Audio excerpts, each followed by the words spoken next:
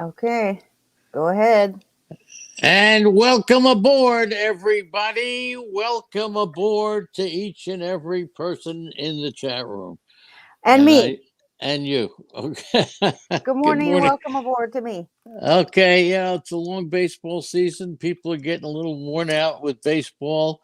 But once again, for those of you listening on iTunes, Looney Tunes, cartoons, baboons, raccoons, caccoons, we escape into this chat room. We talk baseball, we laugh, we make friends. That's what it's all about. That's what fantasy baseball is, right, Andy? Right, sound is good. I checked it myself. Okay, and if I didn't play fantasy baseball, I wouldn't have met you. I know, and I wouldn't have met you. Well, how could I meet you and you not meeting me? That would be pretty funny. But today's a special day for me as Eddie Heckman has joined us in the chat room. Good morning to Eddie. Uh, my favorite player growing up, and of course, I grew up in the 1950s. 1950, I was a Brooklyn Dodger fan. Didn't like the Yankees. I liked the Yankees later on when it was Mantle and Maris. Then I was rooting for the Yankees in a way, but never over the Dodgers. My father was a Giant fan. My father and I had that rivalry, Dodgers Giants. And my favorite player, today's his birthday, Edwin Donald Snyder, known as the Duke of Flatbush.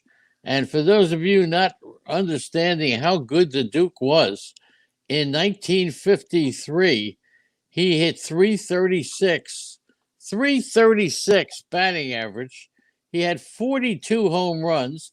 Then in 54, he hit 341 with 40 home runs. Then in 55, 42 home runs, 309 for a period of 3 or 4 years. We've all heard about the song Willie Mickey and the Duke, right?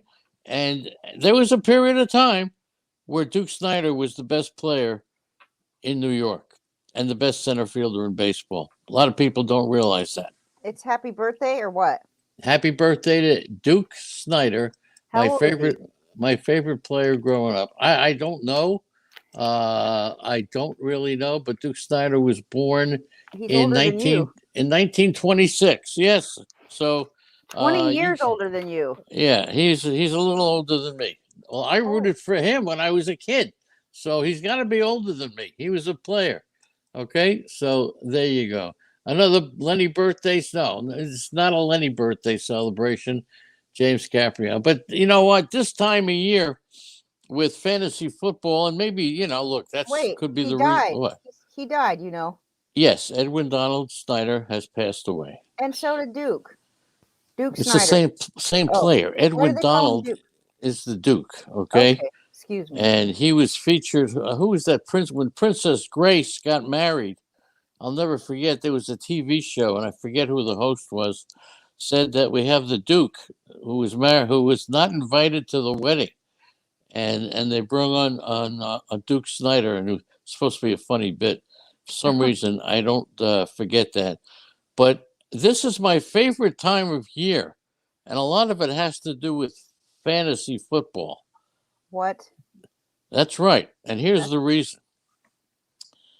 So many people contact me and say, Lenny, followed you for years, love what you do, blah, blah, blah. Commend me for everything and tell me how much they follow me.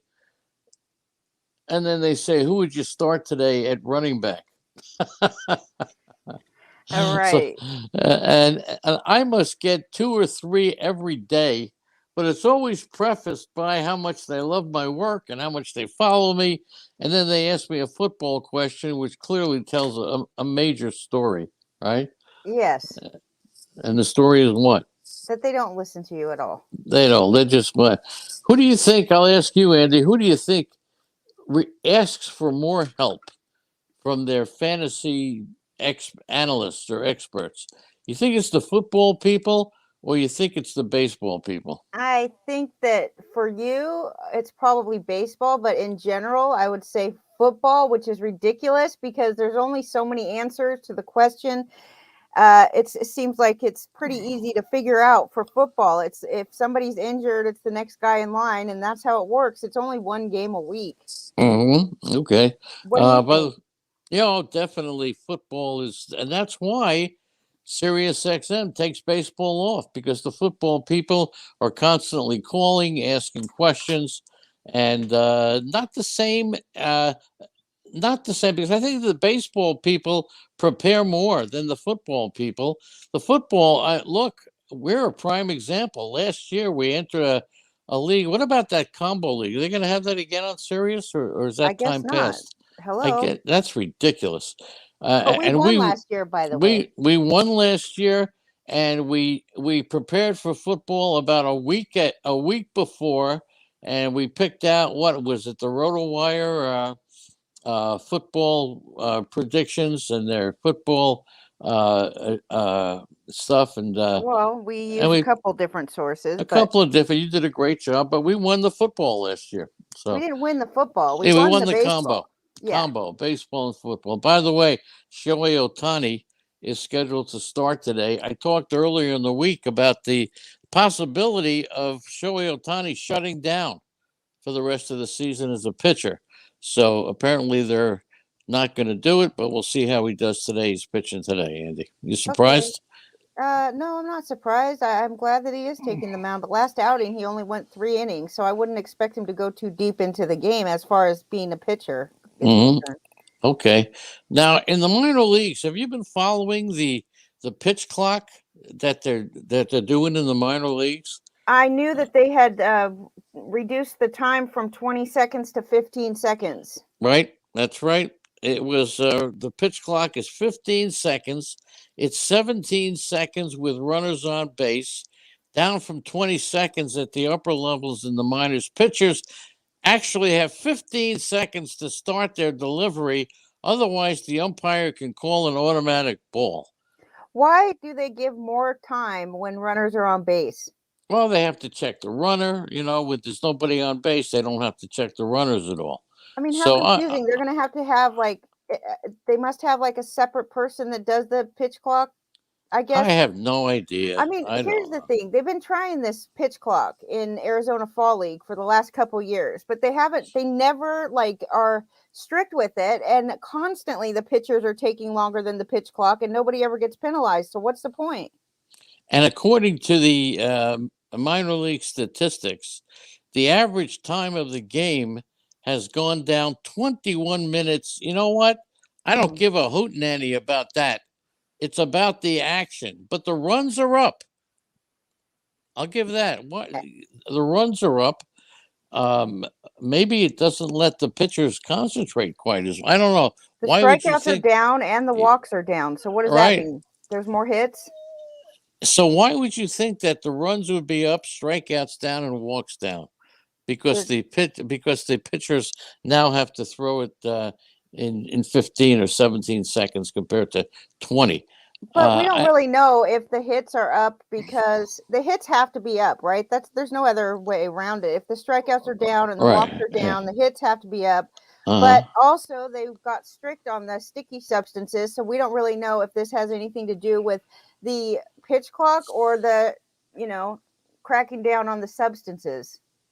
I don't think anybody would complain if the time of the game is up 21 minutes or down 21 minutes. I think it's about the action.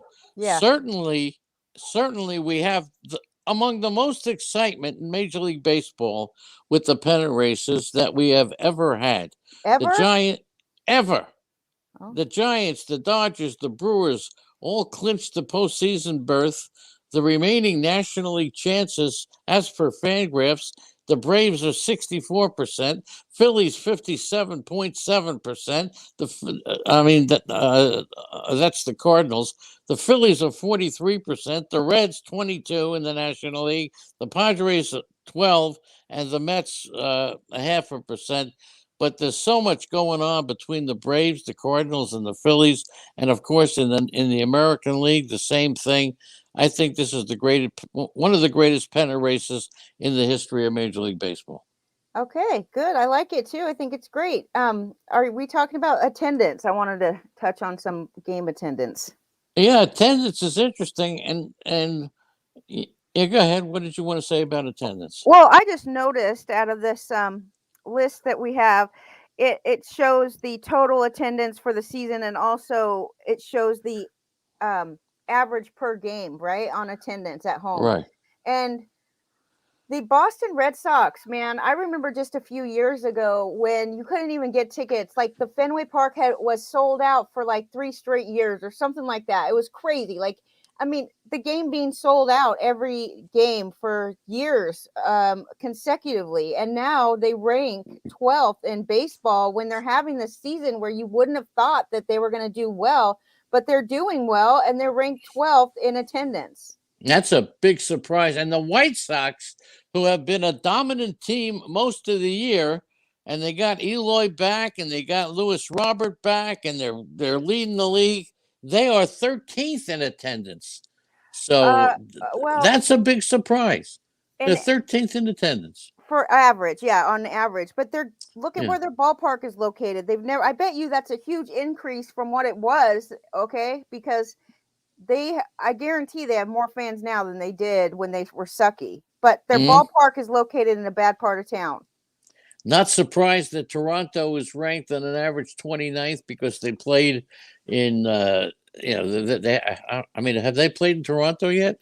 So this is yeah, they have, but this is including all of the games that they had, at their temporary ballpark, which doesn't hold that many fans. And that's right. So we're not really going to hold it against them. I bet Toronto, I bet Rogers Center, is it still called Rogers Center? It's probably packed right now. Yeah, but the big story is if you take into account the team that's 28th, and that is Tampa, averaging less than 9,000 people a game and probably having one of the best seasons in the history of Major League Baseball, in my opinion.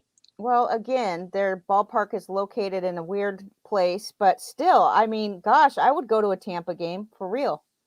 Well, that also is not in a great part of the neighborhood. But right. Mitchell Larson is here. You can hear Mitchell on Monday night. Nice to see Mitchell in the chat room.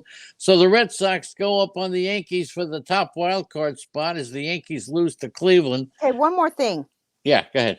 Talking about the game attendance on average, Texas Rangers rank 4th in all of baseball for average number of fans at the game. And Colorado ranks 7th. If you can believe those two, that is crazy to me that both of those two teams have more fans on average than Boston, Mets, White Sox, Giants. Okay, that's crazy to me. People are going to see the Rangers. It's funny. Every week we do a segment with Crystal Ball.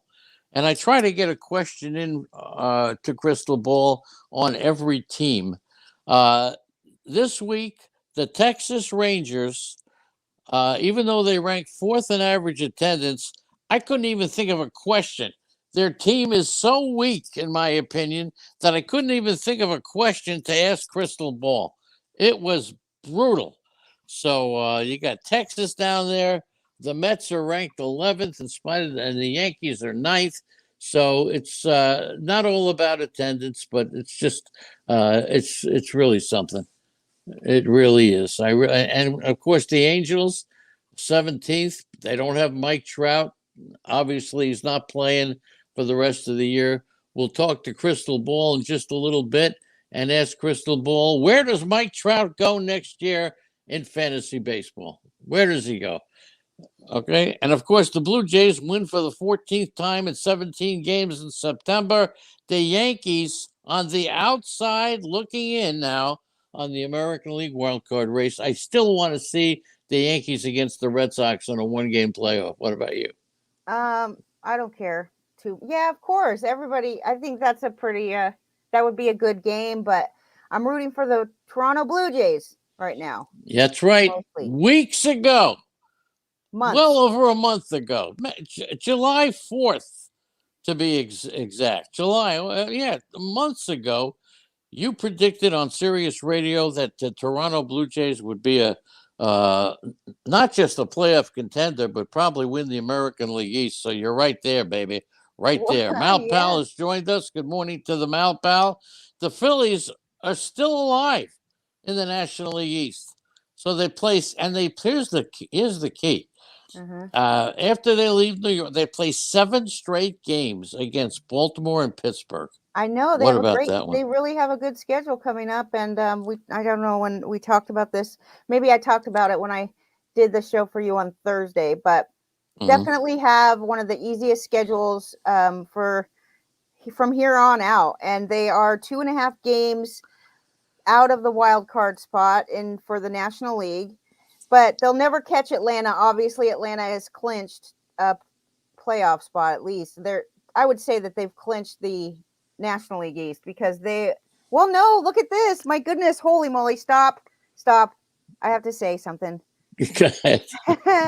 Hey, Merrill and Mitchell are in the chat room. That's something. Okay. Go ahead. The freaking Atlanta Braves have 76-70 record, and the Phillies have a 76-72 record. They both are tied with wins right now. I'm going to take a look at Atlanta's schedule coming up if you want to go to the Go next. ahead, because Wheeler has now 200 innings, so that's right. Got a career high. Remember at the beginning of the year, and I was a proponent. I was one of the biggest guys who were concerned about meeting your innings requirement. Mm-hmm. So it's not even too late to check and make sure you're going to meet it. But Zach Wheeler, 200 innings, as you mentioned, and we didn't think anybody would have 200 innings this year. Good morning to Colombo, who's entered the chat room. Merrill and Mitchell are here. So what else could you say?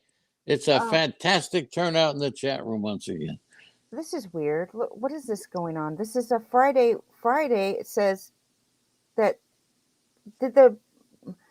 I'm confused because I know you're confused. Oh, wait. So the Giant or the Braves, they play the Phillies to close out the season. So at the end of September, we'll see a 3-game series at Atlanta between Atlanta and Phillies. But for now, they're playing the Giants, and then they get to face Arizona they're going to Arizona for 4 games, and then they're home against the Padres. So they have a pretty easy schedule too. Obviously, the Padres are going to be a little bit tougher, but I do think that the Phillies have the advantage here if they're going to do something. I mean, can you even imagine if the Phillies win this division completely? Baltimore and Pittsburgh, that's who they play.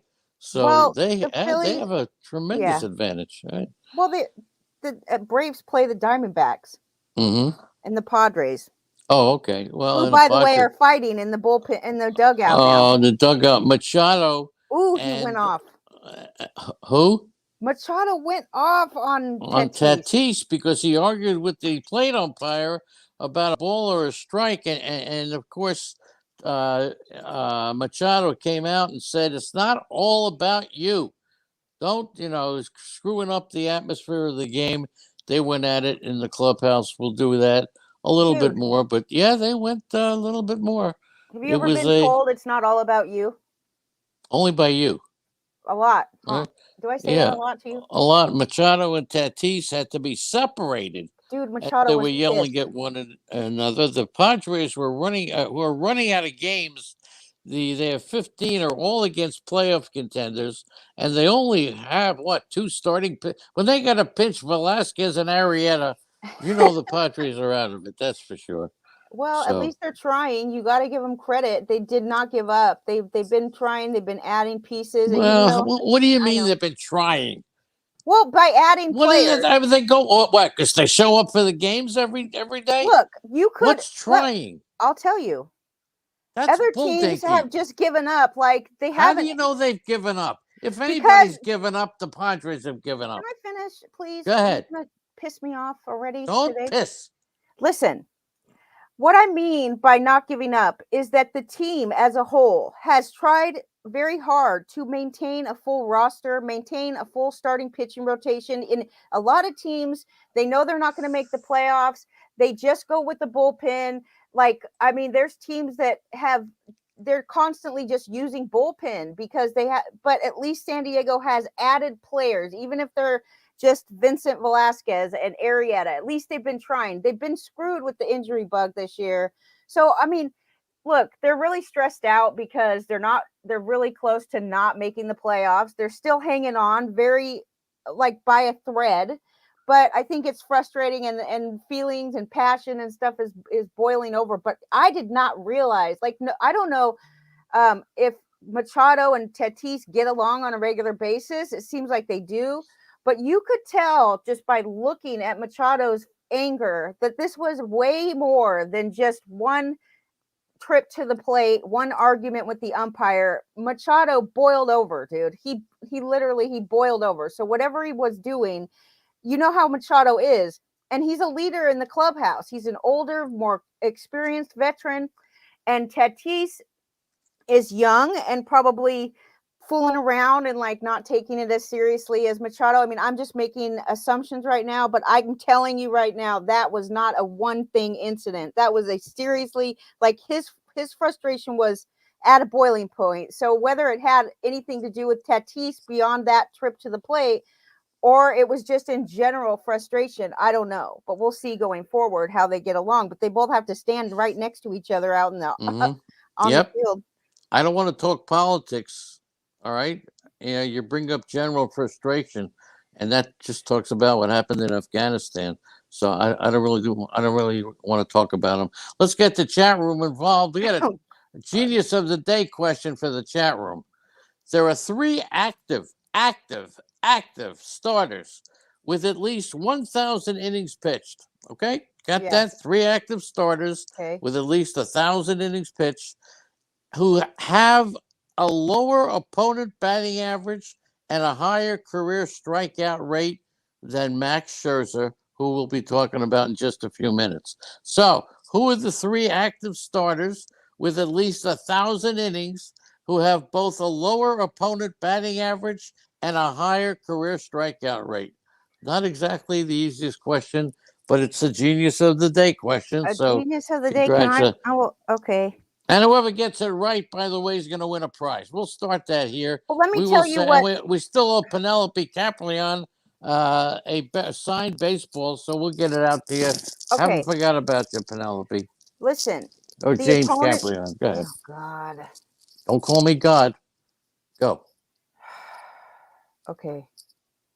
Batting average against for Max Scherzer is well, shoot, it's lower than 200. I'll tell you that. It's You can't guess. This is for the chat room, okay? Fine, 3 active starters. I'm trying to give them information that they need. They had first, no hints yet. They have at least 1,000 innings. They have both a lower opponent batting average and a higher career strikeout rate than Max Scherzer. Okay, the strikeout rate for Max Scherzer in his career is 10.73, and the batting average against is 220. Okay, terrific. That'll help you a lot. Now, San Francisco wins again. They remain 2 games up on the Dodgers. Phillies move within 1 game of Atlanta. That final 3-game series is going to be spectacular. Thank you, baseball, for providing a lot of interest. And, I was talking to Keith Robinson this morning, who says after 30 years, his league has disbanded, and that's a real shame. Sorry to hear that, Keith. Now, the Cardinals win once again, and they're pulling away from the pack in the second wild card race. They're 3 games up in the loss column on everybody. Everybody. Cincinnati's only 2 games back for the wild card. Yeah, but you know what? Yeah, it's possible. So let me ask you this question. With all the talk about MVP, we talk about Harper, we talk about Tatis. If the Cardinals win and make it into the playoffs, are you giving any MVP votes to Tyler O'Neill? And I'm going to ask Crystal Ball a question when she comes to bat. Tyler O'Neill, batting 281, 28 homers, 12 stolen bases. He was out. He does have about 65, something like that, homer RBIs. Are you giving Tyler O'Neill any MVP votes? Probably not, because of the competition, I guess. I don't know. I mean, I would say it depends if they can. Yeah, maybe it depends. So, like, I mean, I know that you shouldn't really base this on the games that the team as a whole, making the playoffs or having a great record, but that's really what MVP is to me. The Yeah. guy that helps his team Right. do Is it well. the best player, or is it the best player? For example, I have a poll up on Twitter about who's going to win the American League MVP, and of course you got Vlad, who could win the Triple Crown. You've got Shohei Ohtani, who is the best pitcher and the best hitter on his team, and but then you got to put in Salvatore Perez, and I'll tell you why.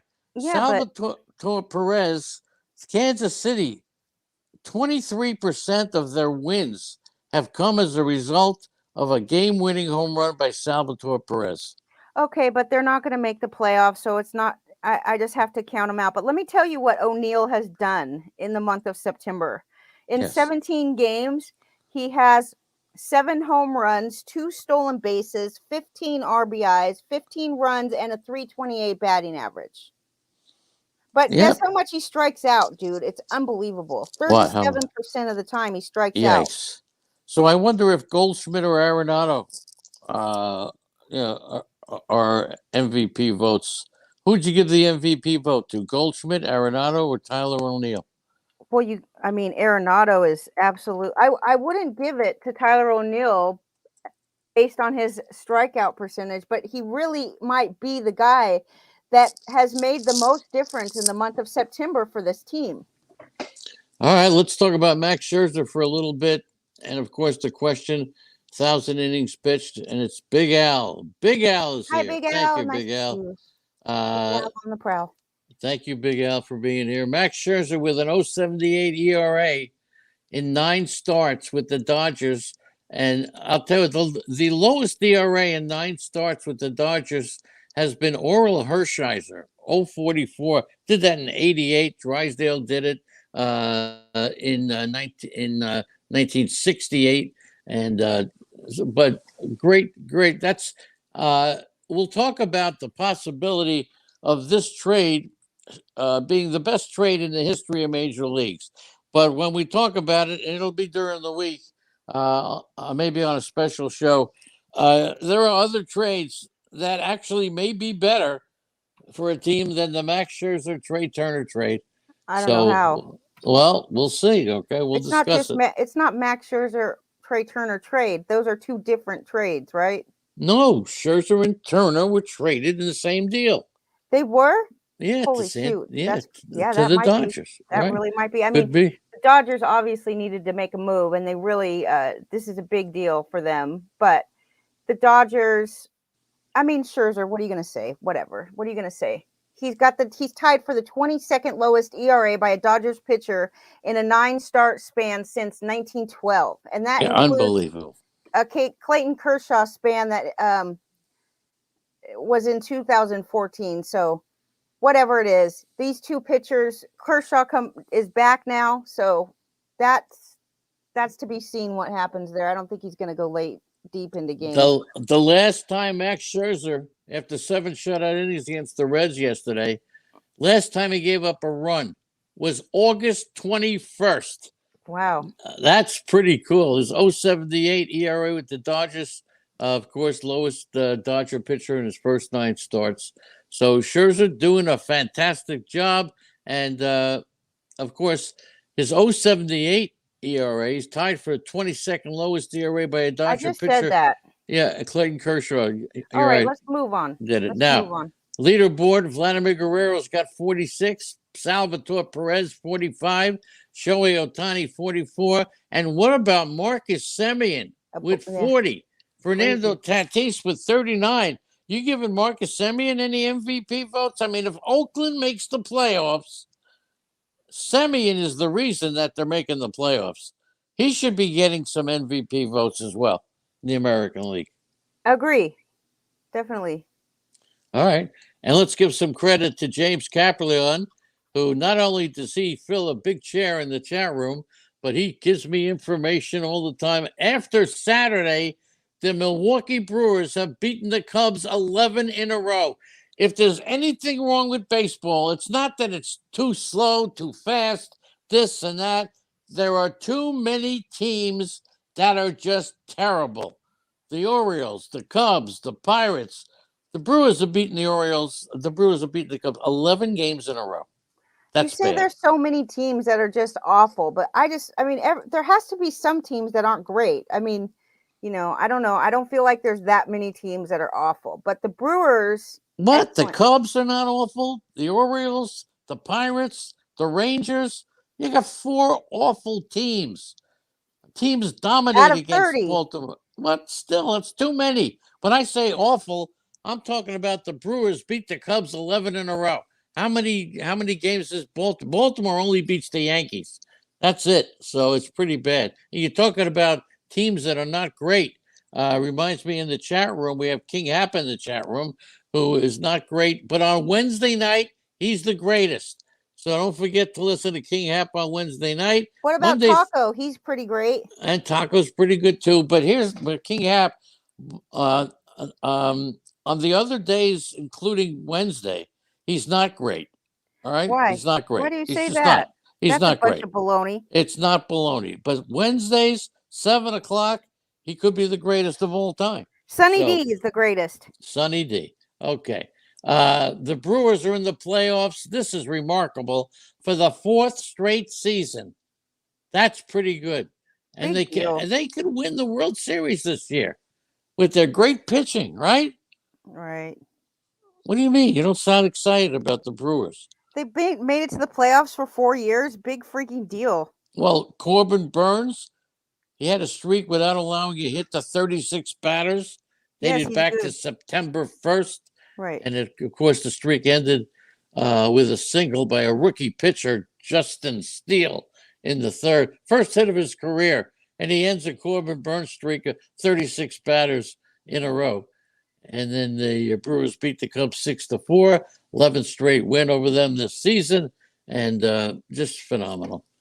Phenomenal. You like my Taco Tuesday photo? I love your Taco Tuesday. What is it? Taco Wednesday. I don't know what it is. It's tacos on Wednesday. Yes. He's on Wednesday with the hapless guy. Okay, now, go ahead. Josh Hader, he struck out Patrick Wisdom to clinch their 4th straight playoff berth for Milwaukee. And blah, blah. What do you think? Now, this doesn't have anything to do with anything, but your opinion of teams who clinch the playoffs and they celebrate like they won the Super Bowl. What do you think of that? I don't have a problem. You think that's bull dinky?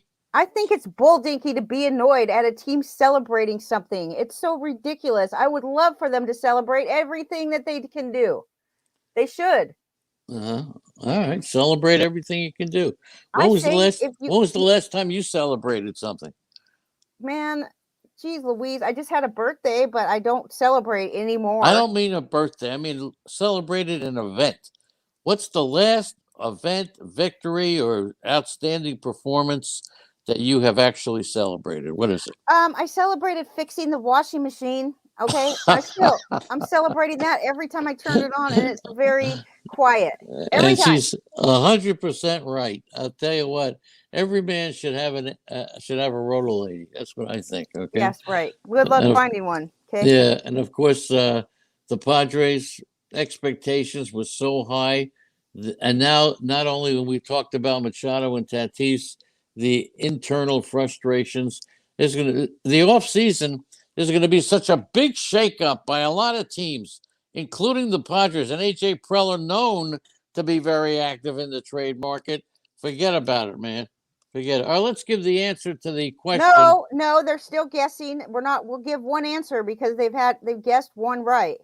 Oh, they did. Who was the one they guessed right? Verlander. I'm not looking.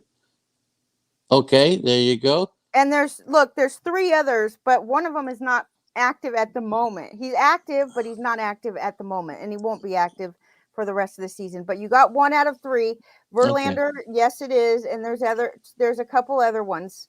Okay, we'll give you those answers in just a few minutes. Those are tough, though. They have to have. It's tough. They have to have 1,000 career innings, and this has to be on their career, not this season. So don't get all caught up in Garrett Cole type things. This is not this season. It's overall in their career. They have a higher K per 9 than 10.73 and a lower batting average against 220. Now, I know we talked earlier in the year, and you're wondering why the Red Sox fans haven't been attending more games. I'm wondering why King Hap hasn't kissed my tuchus for the fact that I predicted that the Red Sox Leave would this be. guy alone. Jeez Louise. I love him. What can I tell you, I man? know. If I ignored him, that would show you that I didn't love him. But I love him. It's All not right. Garrett Cole. And So of let's course, move Anthony on. D.B. Miller agrees with you. You'll always have 5 awful teams. But I think this year it's been a little bit more than even advertised, just paid. But the Red Sox, their bullpen is good. Uvalde has anchored their pitching staff. They've been pretty good. And here's the bet. Take a look at this team. They have 6 straight batters in their lineup slugging at least 500. That's just crazy. You go to Hunter Renfroe batting second. Slugging percentage is 500.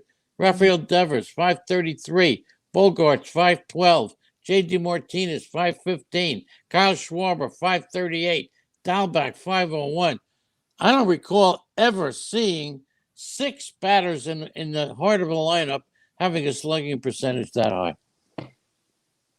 I don't know if that's true. I just don't know. What do you mean you don't know if that's true? I don't. I don't It know if is that's true. true. I don't think it's that crazy. I bet you anything the Yankees are close. I don't know. But I know it's rare that you'll see that, if ever.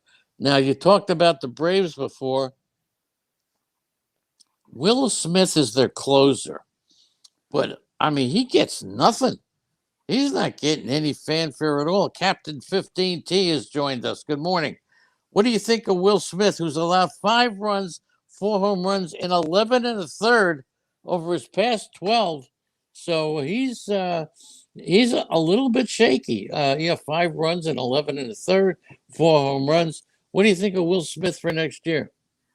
I say that I try to avoid any kind of Tampa guy, dude, on my team. Braves. Oh, Braves. Yeah, Braves. I don't know. I really don't know. I haven't, to be honest with you, I don't know the answer to that question because I don't even know who the other closer possibilities would be for the Braves. Who are they? The other closer possibilities for the Braves. I wouldn't be surprised right now if the Atlanta Braves in the offseason, I think this is going to be a tremendous offseason if the CBA allows it. And we'll see about that. Hopefully, the collective bargaining agreement doesn't interfere. Really, A.J. Minter is a lefty there. Rich Rodriguez is in the bullpen, the former Pirate closer. So he's got a little competition there. And we'll see how that works out for the Atlanta Braves with a little competition in the bullpen there. Okay. I'm actually still looking at slugging percentage because I want to know what Toronto has for their lineup. That's a good question. Okay. All right. Let's give the guess for 1,000 innings. Are you ready? They've got 4 guys with the over 500 slugging percentage and one with 480 and 468. So I just assumed. Jake DeGrom is one. Anybody have Jake DeGrom? What's the question? What's the question? Yeah, Jake DeGrom. What's that mean? What is that? The trivia question. 1,000 Jacob innings. DeGrom. He's not one. He is one. Okay. Chris Sale and Jacob DeGrom, Chris Sale, and Yu Darvish. They don't have the K rate. Kershaw doesn't have the average. Or wait. It says Jacob DeGrom, Chris Sale, and Yu Darvish. Doesn't have the Kershaw doesn't have the K rate. Gotcha. Robbie Ray doesn't have the average. Sorry about that. Then Verlander is not one of them. Then I guess because I read the answer wrong. Okay. Yeah, I had trouble with that too. It's DeGrom, Sale, and Yu Darvish, the 3 pitchers with at least 1,000 innings who have both a lower opponent's batting average and a higher career strikeout rate than the great Max Scherzer. And of course, once again, Scherzer, Hall of Famer, first ballot. What do you think? Yes, dude. Well, first ballot, I don't know about that. There's all kinds of politics involved with that. Maybe, probably. I would, if I was going to get to vote, I would put him in their first ballot, wouldn't you? Uh-oh. Hold on a second. Lenny got cut off because this is time to take. We will be right back, fellas.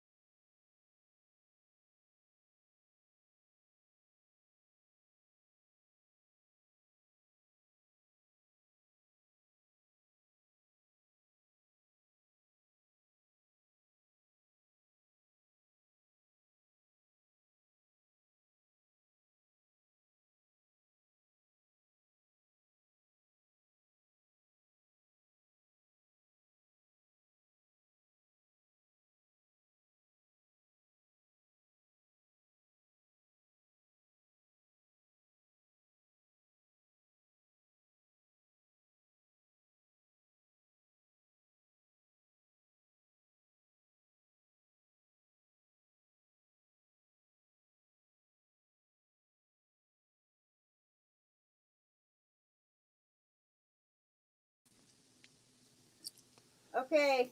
I was just told I'm behaving well today. That makes me feel terrific, right?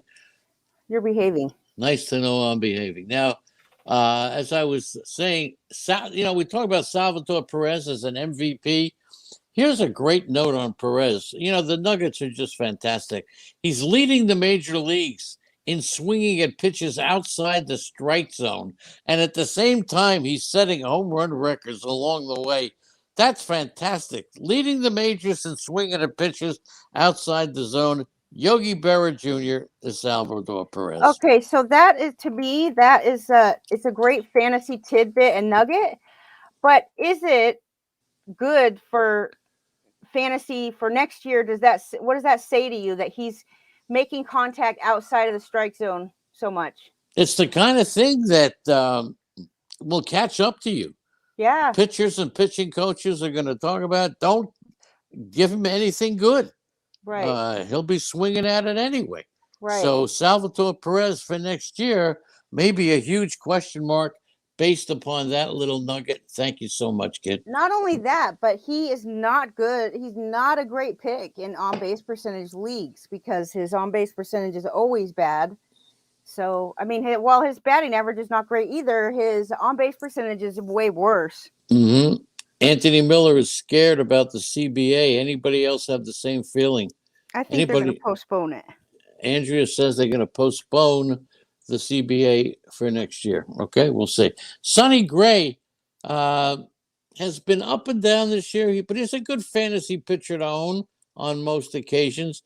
But I'm just finding out, as it's very hard just looking in the box score, but Mike Moustakis, offensively, he's been mediocre at best, but he's having an awful season defensively. He has just not played well. And sometimes your struggles defensively go with you into the batter's box and on the bench. And that's your concern, defensive mistakes and blunders. So Moustakis not having a great year. Well, look, Moustakis spent quite a bit of time out, didn't really even start the season until, I don't know. When did he start his season? Let me see. He started the season way late, nearing return back in August 5th. So he didn't really even start his season until after that. And then he can't hit lefties for some reason. His injury was his heel on, I don't know which heel it is, but a heel contusion kept him out from May to August. And I don't know if that has anything to do with his defense, but his ability to hit lefties has dwindled so bad and he's 32 years old. So he's always hit lefties worse than right. He's never been good at hitting lefties, but lately it's way worse. Like he's not even hitting 100 against lefties. So now he's being benched against lefties. And I don't think he'll be making his way onto my team anymore just due to his age alone. And the fact that if he's going to continue he's not going to get any better, right? I mean, even if the heel has a problem, even if the heel has been a problem for him this year, he signed a 4-year contract for $64 million in 2019. So he's signed through 23. But all right, that's pretty cool. If he can't hit lefties going forward, he's going to be a platoon player at best, and obviously having just a horrible season. I don't think he's ever had a season this bad. I mean, his batting average, though, has been falling over the last couple seasons. So, I mean, the last straight 5 seasons, his batting average has dropped. Okay. Very interesting. By the way, in just a few minutes, we're going to be talking about Starland Marte and the season that he's having, one of the oddest seasons in the history of Major League Baseball. We'll get to that in a second. But first, just got to get back to Marcus Semien, who hit his 40th home run of the season. That puts him 2 behind the all-time record of home runs in 100 by a second baseman. Who has the all-time record home runs by a second baseman in the American League? Oh, let's see. You have any idea? Altuve. Not Altuve, American League, and it was just fairly recently. He has dropped off the map really this year, but Brian Dozier had the all-time American League record 42 home runs. So Semien having a great season. I would say he dropped off the map. Is he even in baseball still? I don't think he is. He was floundering around with a couple of teams. I never gave up on him. And the beauty of Brian Dozier, you probably still have him in our. I may still have him on a team, but the power speed to me was the beauty of Brian Dozier. Okay, and now let's get to Starland Marte. What a strange season he has had. Not the first time, not the last. He leads the majors with a 321 batting average. Actually, he doesn't anymore. All right, but he did. Yeah. And he will not win the batting title, no matter what. Well, he's ranked 6th now. Yeah, all right. He will not win the batting title in either league. He leads in batting average. That was entering Friday. He was 4 points ahead of Vlad, but he's not eligible for the batting title despite being a qualified hitter. But he won't qualify in either league. To win the American League title, a player must reach 502 plate appearances. To win a National League title, he must also do the same. A batter must qualify in a specific league in order to win a batting title. I don't care what he hits, he's not going to win a batting title. I'm surprised that doesn't happen more often, but it really hasn't happened for a long time. 1956 is the last time, or what's the last time that this has happened where a player was traded league to the opposite league and didn't qualify for a title, even though they led the baseball overall, but they didn't qualify for a title because they switched leagues in the middle of the season. I'm surprised it doesn't happen more often, but it hasn't happened since, who was it? Somebody. I don't know.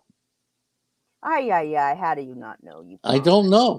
Look, I'm telling you honestly, I don't. There's very few things that I don't know. It was okay. Who was it? I don't know. Eddie Murray. Eddie Murray. Okay, that's right. Switch hitting Eddie Murray. 1990. You know, Marte was traded for Jesus Luzardo, and at the point he was traded, he hit 305 in about 275 plate appearances.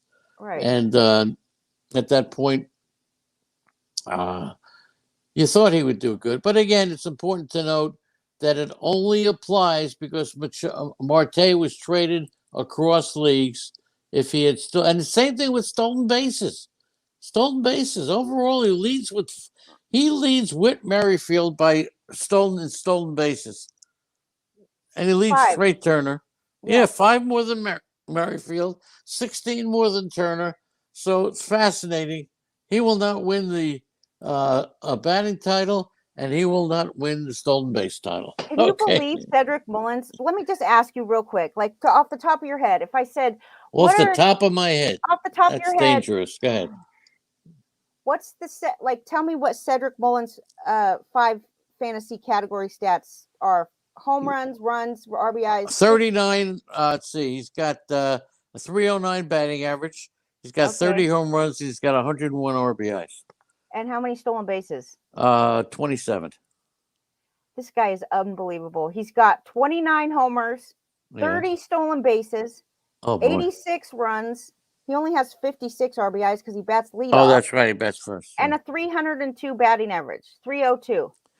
And Matt Deutsch, our program director, is winning our Sirius XM Dynasty League. I'm not doing well at all. I stay in the middle no matter what I do. Yeah, no, I'm going to come in second in Town Wars, second in Labor, second in the Sirius Host League. But I'm doing poorly in the Dynasty League. I was offered Cedric Mullins by Matt Deutsch. I turned it down. He wanted Amar Rosario. All right. So, how many players do you think have hit 2020 this year? I don't know. 3? So no, maybe 3. Hold on. We have Jose Ramirez, Fernando Tatis, Ohtani, and that's it. Wait, Cedric Mullins, Ohtani, Fernando Tatis, and Bo Bichette. Hey, Bo Bichette. That's pretty good. You know, Captain 15 talks about Willie McGee, who won the batting title after he got traded, but he stayed in the same league. Stayed in the same league. There was some notes about that in the Nuggets about Willie McGahee. Willie McGee, I like played to for the say it. Cardinals couple. And I how know who about he is. Louis Castillo the other day? Struck out 10 batters over 6 1/3. Okay, so Louis Castillo. What are you going to do with Castillo next year? 6. I'm going to draft him. I know you're going to draft There's him. 6 batters that have hit 2020 this year so far. 6. Okay. 6 batters of 2020. And there's a couple that could get there by the end of the season, but we'll have to see about that. Wow, that's pretty Robbie good. Grossman is almost there, if you can imagine. Robbie Grossman pretty much has the same stats as Trevor Story on the season. No kidding. No That's joke. pretty good. Robbie Grossman having a great year. And of course, the Dodgers starting pitchers rank first and second in most categories. But here's the thing for you Cincinnati fans. They've pitched 43 fewer innings than the Reds. That's what happens when you have a solid bullpen. And there you go. All right. Anything else? Just a couple more notes, and then we'll get into Crystal Ball. Let her in. Okay. That's the most players to hit 2020 for maybe since I can remember ever. Now, not only are there 6 as we speak, but there's a couple like Ozzie Albies, Javi Baez. These guys are really close to hitting it. Okay, so that could really happen. And also Trevor Story is close, and Robbie Grossman is close. So you got 4 other players that could easily get to 2020. And I gotta say, I don't think I've ever remember a season with that many. Nope, you're absolutely right. But it's all about the offense. And ever since they stopped the sticky stuff, offense has gone up. So this is one of the greatest baseball years in Major League Baseball history. But that's not talked about. It's only the negatives.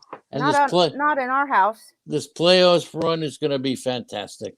And of course, Friday night, one of my boy Kevin Gausman, who I predicted 4 years ago would win the Cy Young Award. A game-winning sacrifice fly as a pinch hitter. Last time that was done, it was Madison Baumgartner back in 2018. And then Donovan Solano hit a pinch hit home run in the 16th pinch hit home run. The 16 pinch hit home runs for the Giants this year. That makes me think of Max Scherzer because he's usually pretty darn good hitter, but this year he hasn't even gotten on base as a batter. Oh, that's right. Absolutely right. 0 for 55, something like that. So, yes, I'm going to draft Luis Castillo at a discount, and I'm going to love it, every minute of it. And I'm also going to draft the Gallen at a discount. Well, we'll talk to Crystal Ball about that in just a few minutes. Crystal Ball coming up at 10 o'clock. The Giants were down to their last strike, and then Donovan Solano hit the pinch hit home run. But another big story would be Jared Kelenik, the youngest Mariner player with multi-home run games since A-Rod. All right, easy one there. A-Rod had 3 multi-home run games. Griffey did it. At 22. Yeah, Griffey did it as well. So lots of stuff. Most home runs in a single season age 22 or younger. Eddie Matthews, 47. Okay. Right. Yep. Vladdy Jr., 46. And Joe DiMaggio, 46 in 1937. Okay. I think one of the most interesting stats in all of baseball, and it's not a positive one, is David Fletcher has had 523 batted balls. Now, maybe you can answer this better. Baseball. The most in baseball. 523 batted balls and no barrels. He is not, and a barrel is batted balls with the optimal combination of launch angle and exit velocity. Everybody knows what a barrel is. Not everybody does. It typically results in an extra base hit when you barrel the ball. He's not a home run guy. He's a speedy guy. But 523 batted balls with no barrel?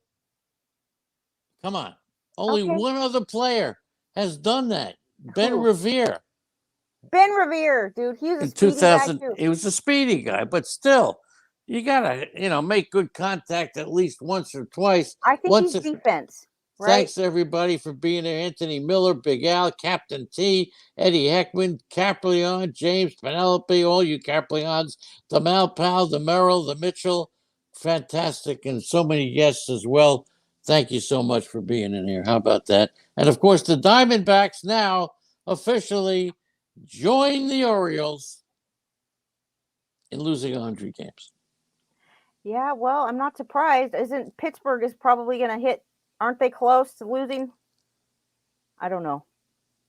They're fairly close. The Mets have gone through, and this Mets. So while I talk about the Mets, why don't you let Crystal Ball in? Because the Mets have gone through 3 general managers since November 2020 and 4 managers since 2017. Does And they're Theo now work for the Mets now? who? Theo. Not yet, but he's on the clock as the What new does that mean? president. That means they're really considering Theo Epstein. How is he on the clock if he's not? Well, because they're so hired? sure it's going to be him. They're not. He's not hired yet. This guy Okay. might not even want to go to the Mets. He dude. may. That's what I've heard. All right. He's already doing things for baseball. He's like working for Major League Baseball, trying to come up with new rules to shorten the games and make Right. them more fun for young people. And Ken Rosenthal thinks it's going to be Billy Beane and Bob Melvin coming over to. Wait, those are both Oakland guys. Yes, and they're both going to be available, right? I don't know why this one guy gets fired from the Mets just because he got pulled over for drinking and driving. That's all, right? That's a good example to your But team, right? what, dude? His career is over because of that? I mean, people make mistakes, dude. I understand that. What about Marty Brenneman Jr., who said something that wasn't even abrasive, in my opinion, and he still is not working? One of the best announcers in baseball for Cincinnati. You're not allowed to say things, okay, anymore. Nothing. It's You're brutal. not allowed to talk. Absolutely brutal. And so listen, yes. It is interesting that the Mets have had such issues, but they hire guys and then these guys get caught cheating, or they get caught, they're doing things like sexually harassment and stuff like that. But this guy gets pulled over for a DUI. They haven't even found out whether or not he's guilty yet. I mean, obviously, hey, look, they hired Beltran and they didn't even manage the game. I mean, but right. Well, what about this coach, this manager that now is fired and his career is likely over? But then you have the guy in Chicago White Sox who's had 2 DUIs and nobody cares. But this is not a baseball wide thing. It's just, was he going to have to lose time as a manager because of this DUI? He didn't have the DUIs while he was managing, I don't think. That's Tony La Russa. He got a DUI right after he was hired by the White Sox. Oh, he did? Okay. Well, I don't know. But the White Sox are in first place. So obviously, it's a team by team, judgment team call. by team. But is it good for the Mets that they fire their manager like that, who was actually doing a decent job? Yep. Okay. Well, he was. Now, your prediction of Toronto coming in first, the Blue Jays play the Minnesota Twins, 6 times in the next 9 days? So are they good against the Twins? They should be good against the Twins. Let me check it out. And the Yankees, Joey Gallo needs 1 more home run and 21 more strikeouts in the next 15 games to achieve what they call a full Nelson. Mm-hmm. You know what a full Nelson is? Nellie Fox. That's more home runs and strikeouts in a season than Nellie Fox had in 19 years. All right, so, more home runs and strikeouts in one season. Nellie Fox had 19 years. Let me say one thing about this. Those numbers changed since your Nuggets. They changed. Okay, they've changed. But they did change. He still needs the same number of hits. Yeah.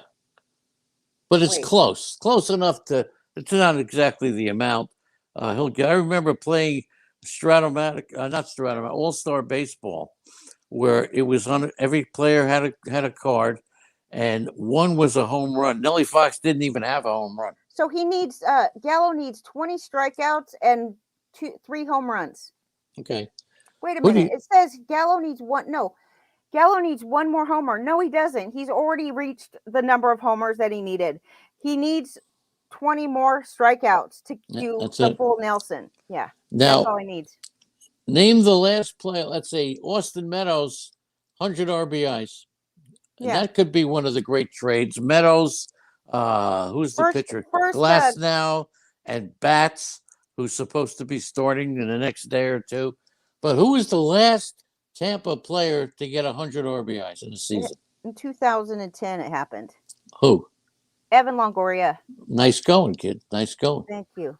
Nice going. Austin Meadows sat out last night. I guess he's taking a rest. He's taking a rest. And there you go. And now it's time to bring in the lovely and talented Crystal Ball. Crystal Ball, are you there, Crystal? Yes, Leonard, I'm here today. I need one of these things that gives you whatever type of voice that you want, and I need to find one of those applications so that I can have a crystal ball accent when I talk. Okay, ladies and gentlemen, the great talented Crystal Ball, who started here on Sirius Radio. Are you going to lie right now and say that she hasn't? Well, name the prediction you made that was wrong.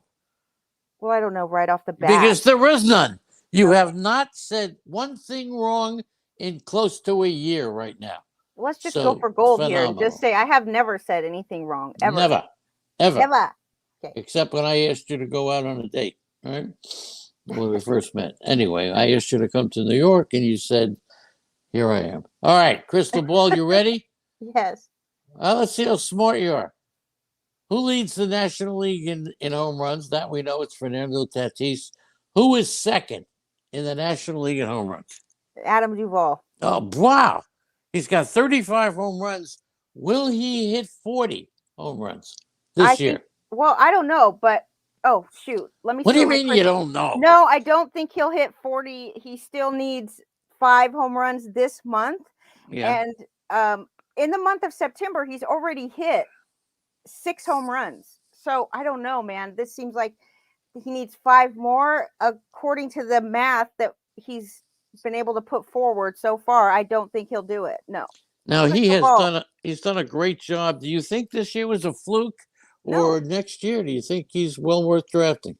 A fluke? Absolutely not. Next year, I don't know, but yes, no, I don't think he's going to hit 35 homers next year. I do not. He's going to be 33 years old. Right now he's 32, but he's hit 30 home runs in the past. So it's not that much of a surprise. His batting average suffers every year.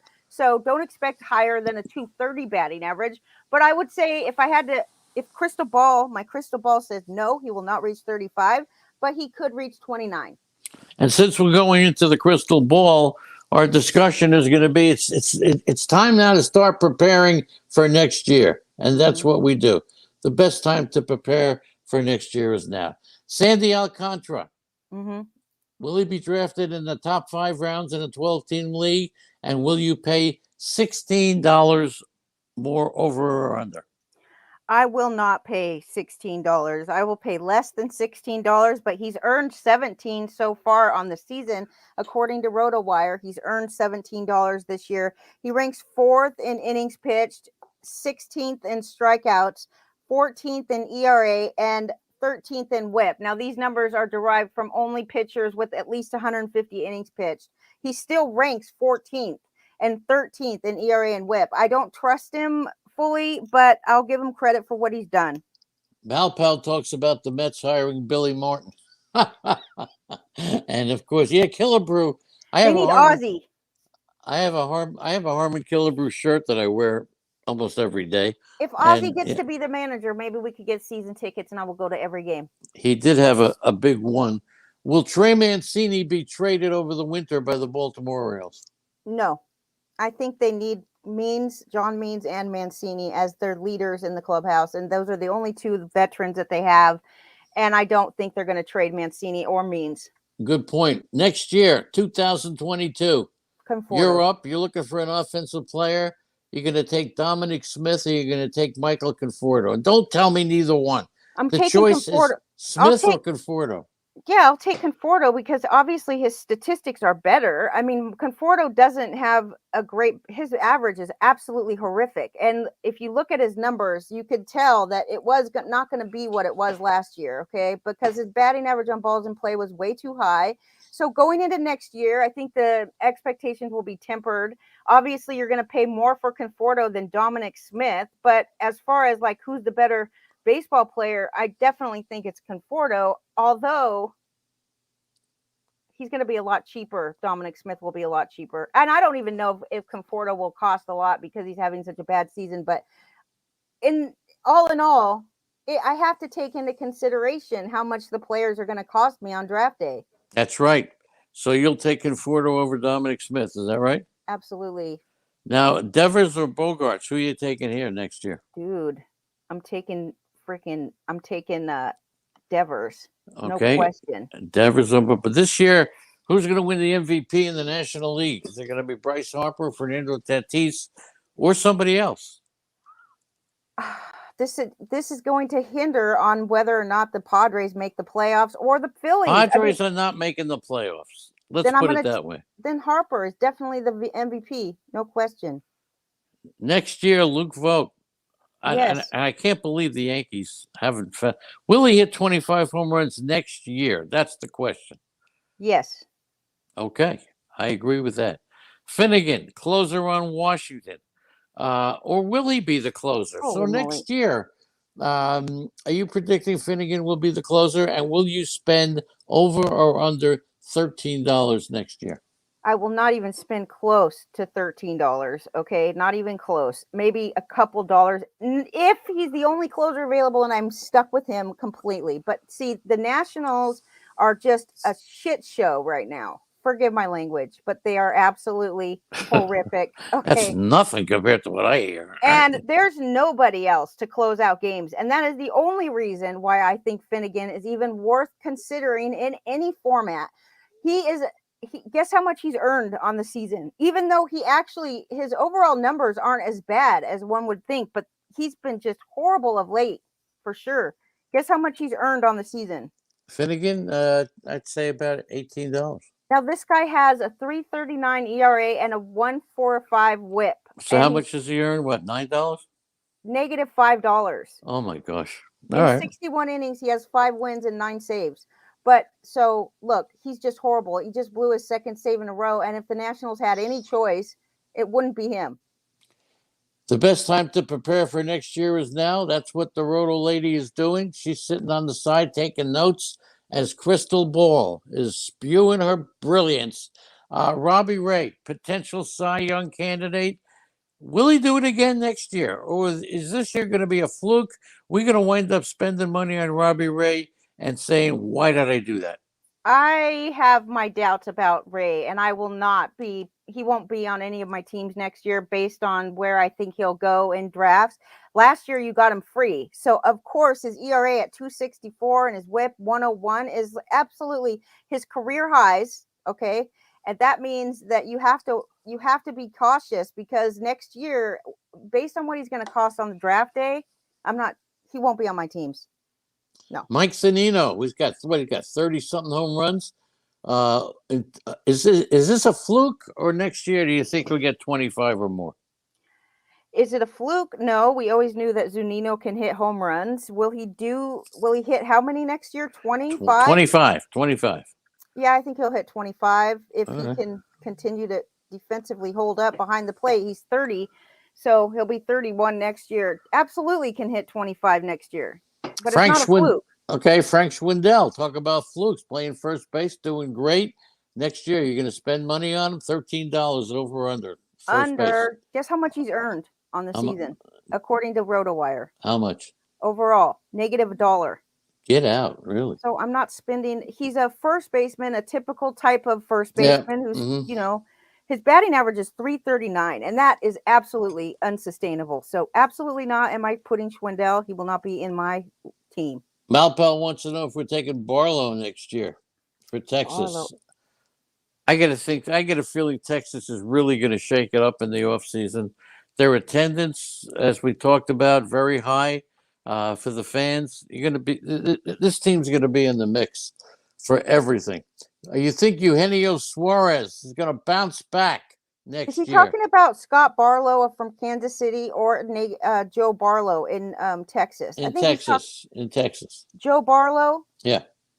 He's earned -8 so far, but his ERA is only Yeah. 46. I don't know how they figure out negatives. Nothing. I don't Right? know either, dude. Mm-hmm. I don't know. It's based on 12 team budget, 260, 9 Right. pitchers. All right. What 70%. about Eugenio Suarez next year? You think he'll bounce back? So, okay, so let me go back to my Suarez. Suarez in the month of September has 3 homers, a 333 batting average, and I went and checked out his splits for the seasons. Like, does he maybe always start the season off horrible? But he doesn't always start the season off horrible. And his average on the season is 178, and he is age. Guess how old he is? 28. I don't have his I don't have his age. All right, so He's ask 30, me a question age and 30. don't 30. He's There you 30. go. So that has something to do. Will he bounce back from a 178 batting average? I hope so. Will he hit 25, 30 homers? Yeah, I think so. I think Oh, so you like him at $15 over or under? I'm going to probably bid under 15, but Okay. maybe 10. No, I know you like Cal Quantrill. Right, but I like McKenzie too. Well, I'm going to ask you, who do you like better, Quantrill or McKenzie for next year? Dude, I'm in love with the Cleveland Indians starting pitching, no matter who they are. If you take a look at the game logs for these starting pitchers, just these two, okay? They are pitching 7 innings, 8 innings, 9 innings sometimes, 8 innings. That like Quantrill has had, I mean, in 137, he's got 110 strikeouts and 45 walks with a 289 ERA. But Tristan McKenzie, holy moly, since the beginning of August, this guy has not pitched any outing less than 6 innings. He's got 48 strikeouts and 5 walks, a 1.76 ERA, and a .54 whip in 46 innings since August 5th. Now, that is unbelievable considering the fact that he started the season with a 6 ERA and a 1.44 whip at the end of July is what those stats were at the end of July. And since then, he's been on fire. Right now, for the rest of the season, I'm taking McKenzie. But I will say next year? Next year. Yeah, no, next year I'm going to take Cal Quantrill probably because he's got just a little more experience. He's a couple years older. And, of course, you know, all these youngsters are going to have lots of bumpy on the road. But McKenzie has not had any bumps lately, so we'll see. All right. What about Detroit Tigers in honor of Anthony D.B. Miller? Yeah. Will Soto be the closer next year? Yeah, Fulmer's still pitching in the bullpen, doing well. Will Soto be the closer next year? I would say so, since he's got, I mean, his ERA is pretty good and his whip is good. $13 over or under? Actually, his whip is not good. How many? $13 under. Under. Who are you taking? Not spend so much on closers. Well, I don't spend anything, but that's what they go for. He only earned $2 on the season, so. Carlson or O'Neill on the Cardinals? If you had a choice of one, who are you taking next year? I'm taking O'Neill. Okay. If you had a choice of one, who are you taking next year?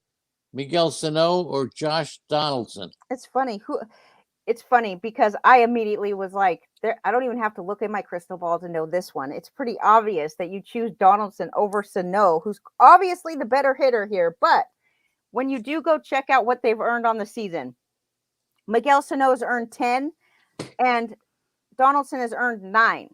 But I'll tell you that Sano sucks and I will not have him on my team because he does not hit well. Every once in a while, you're going to get a couple of home runs from him in bunches. But for roto leagues, he is not a good.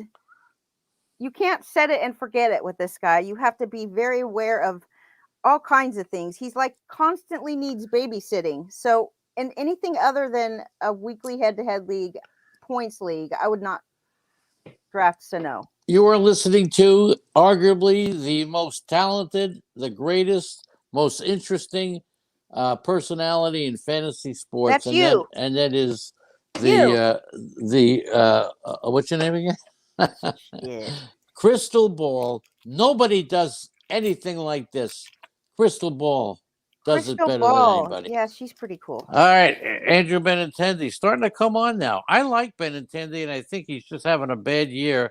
You think he'll be better next year, enough to spend like $12 to $15? I will not. No. Okay, Benintendi's out. What about Brian Hayes? People think he's going to be a star. What do you think? Brian Hayes is going to be exactly what he is right now. That's what he's going to continue to be. going forward. He's not a huge home run guy. He keeps his strikeouts relatively low, but I just don't see. He's batting leadoff now, and ever since he got moved to the leadoff spot, he's been hitting really pretty good. I don't think he's going to be that guy that we thought he was going to be going into the season based on a very small sample size of stats, and that was a mistake. He's -5 on the season for dollar value. I promised I would ask this question. Mike Trout, where are we drafting Mike Trout next year?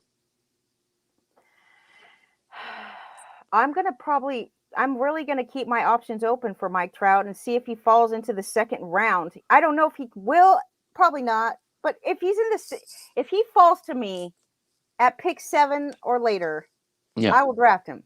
Okay. But I can think of quite a handful of guys that I would rather have than Trout. Okay. Zach Gallen or Merrill Kelly for next year? I'm going to be going. I know you're going with Zach Gallen. All right. Yeah. Now, Kyle Tucker this year in 2 drafts, one he went for 33, another one he went for 25. I really don't like this kid. What's he worth? Right now, he's worth $25. He's earned that. Yes, okay. So this is his stats. 296 with 26 homers, 83 RBIs, and 13 stolen bases. Kyle Tucker, definitely worth $25, but I probably won't. I don't know why. I know you won't pay that much for him.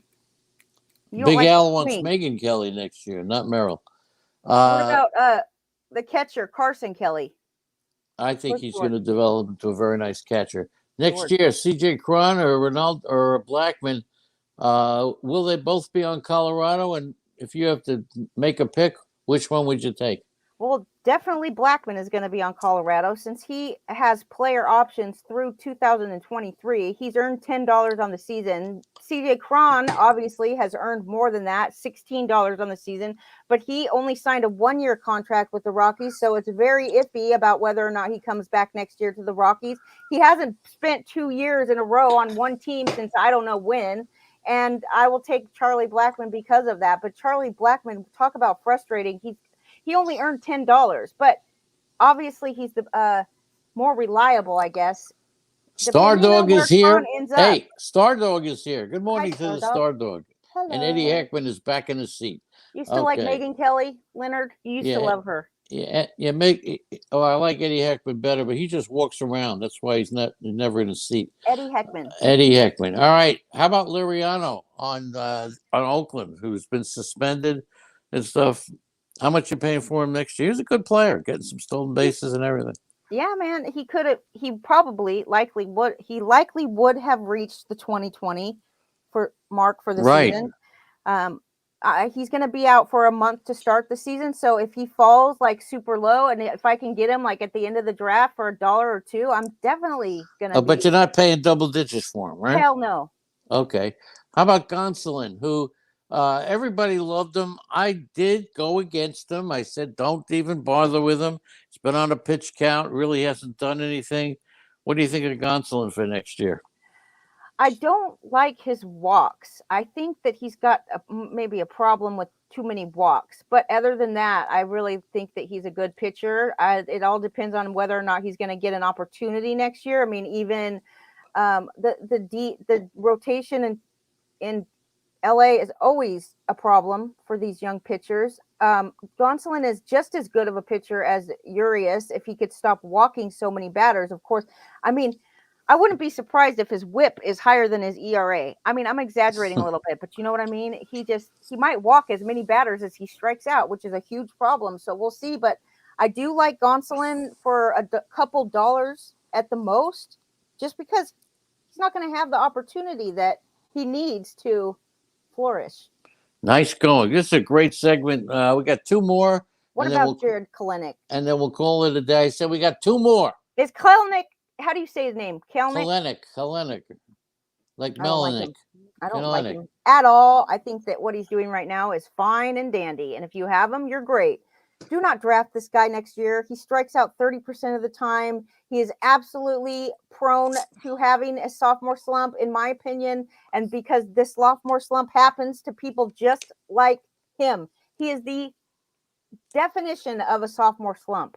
Okay. Will the legend ever have a sophomore slump?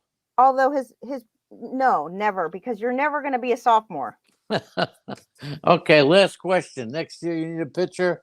Who would you rather have, Musgrove or Snell? Well, look, Musgrove's earned $18 and Snell has earned $0, but he does have more. Look, Snell has 170 strikeouts in 128 innings. That's pretty impressive.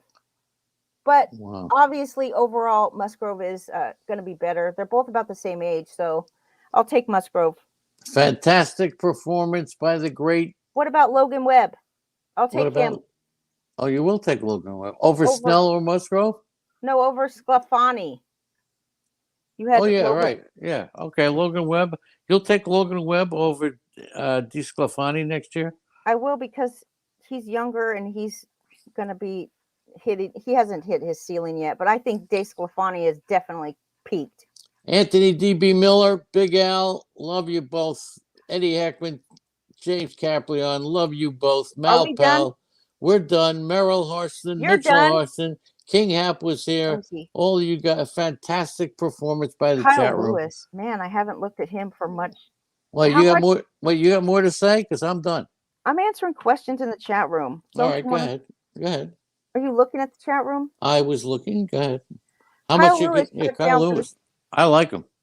Okay, so on the season, he's got 5 homers and 2. But he's been hurt. He's got the leg problem. Remember, we saw him in Arizona, and he was a late addition to the team because of his leg. He just hasn't recovered. You can't. I'd pay about $8 for him next year. Well, look, he came out last year, okay, and he was absolutely on fire when he first came up, right? Made his debut. Then they started to figure him out, and for the whole last month of the season, he was absolutely horrible. Couldn't get a hit, even though I think that he did get Rookie of the Year, didn't he? He got some votes. Anyways, his contact was a problem at the end of last season, so it was interesting to see what would his contact rate be started, even with or without his injury. He still had improved his contact rate quite a bit this season, comparing it to last season. So I would say that he is improving. If he could be healthy, he hits a lot of barrels. I would say he hits makes hard contact, and I don't know, Kyle Lewis. I mean, what do you think of the Mariners? And I definitely think that this Mariners team has got quite a few up and coming players. I'm very surprised they didn't trade Haniger. I think they were going to make the playoffs. They can't trade Haniger. That actually hurt them. Their success did not allow them to trade Mitch Haniger. That's true. But what about their pitching? You got to love their pitching next year. So anyway, well, I think you're right, and I think Seattle did a great job this year as emerging to be a decent team. And next year, of course, I mean, Kikuchi, Flexen, they were good. Marco Gonzalez wasn't as good as we thought he would be. Logan Gilbert, look, they got some work to do, and I'm looking forward to this off season. Don't forget, Paxton could come back.